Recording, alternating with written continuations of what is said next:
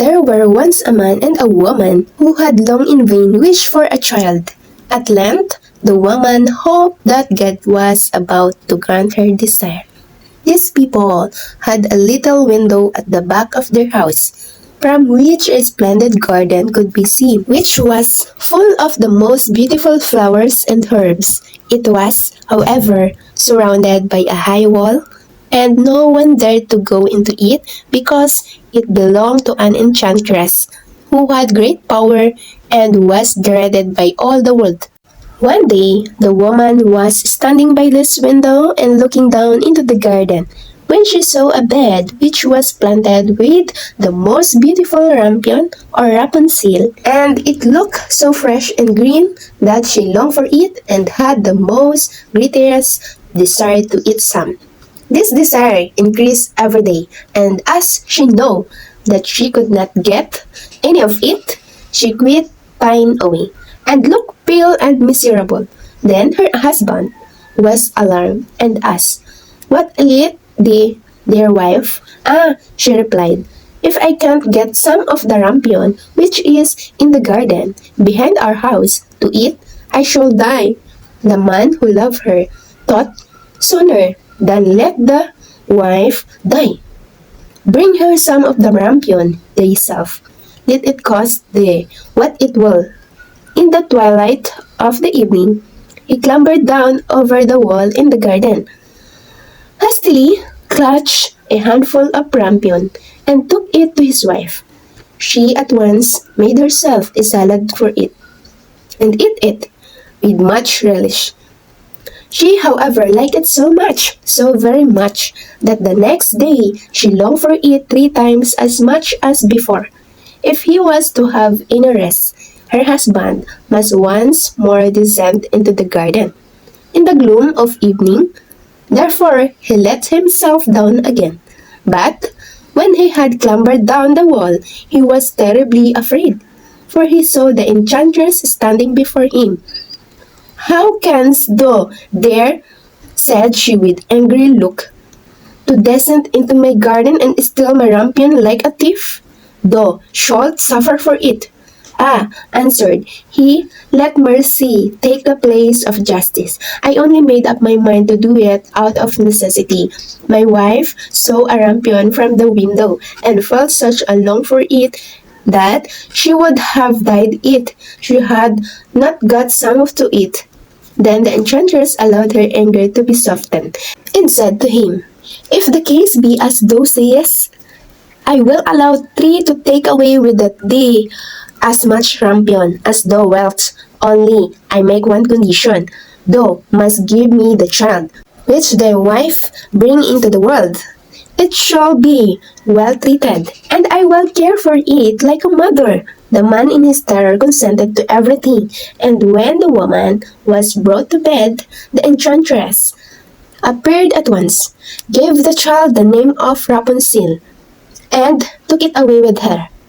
Rapunzel grew into the most beautiful child beneath the sun.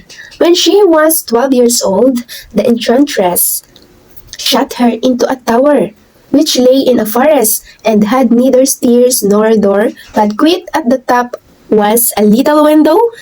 When the enchantress wanted to go in, she placed herself beneath it and cried, "Rapunzel, Rapunzel, let down your hair to me." Rapunzel had magnificent long hair, fine as spun gold, and when she heard the voice of the enchantress, she unfastened her braided dresses, wound them round one of the hooks of the window above, and then the hair fell 20 ells down, and the enchantress climbed up by it. After a year or 2, it came to pass that the king's son rode through the forest and went by the tower. Then he heard a song which was so charming that he stood still and listened. This was Rapunzel, who in her solitude passed her time in letting her sweet voice resound. The king's son wanted to climb up to her and look for the door of the tower, but none was to be found. He rode home but the singing had so deeply touched by his heart that every day he went out into the forest and listened to it. Once when he was thus standing behind a tree, he saw that an enchantress came there, and he heard how she cried, "Rapunzel, Rapunzel, let down your hair." Then Rapunzel let down the braids of her hair, and the enchantress climbed up to her. The enchantress that evening fastened the braids of hair which she had cut off to the hook of the window, and when the king's son came and cried, "Rapunzel, Rapunzel, let down your hair," she let the hair down. The king's son ascended, but he did not find his dearest Rapunzel above. But the enchantress, who gazed at him with weak and venomous looks, "Aha!" she cried mockingly. Though wouldn't fetch they theirs, but the beautiful birds sits no longer singing in the nest. The cat has got it, and will scratch out the eyes as well. Rapunzel is lost the day, though wilt never see her more. The king's son was beside himself with pain, and his despair he leapt down from the tower. He escaped with his life, but the thorns into which he fell purged his eyes. Then he wandered quite blind about the forest, ate nothing but roots and berries, and did nothing but lament and wept over the loss of his dearest wife. Thus he roamed about in misery for some years, and at length came to the desert where Rapunzel, with the twins to which she had given birth, a boy and a girl, lived in a rich nest.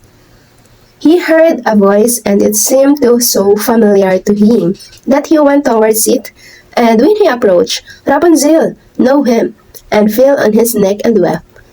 Two of her tears wetted his eyes, and they grew clear again, and he could see with them as before. He led her to his kingdom, where he was joyfully received, and they lived for a long time afterwards, happy and contented. This is the story of Rapunzel, mga kabinibini. Thank you for listening, and stay safe and God bless.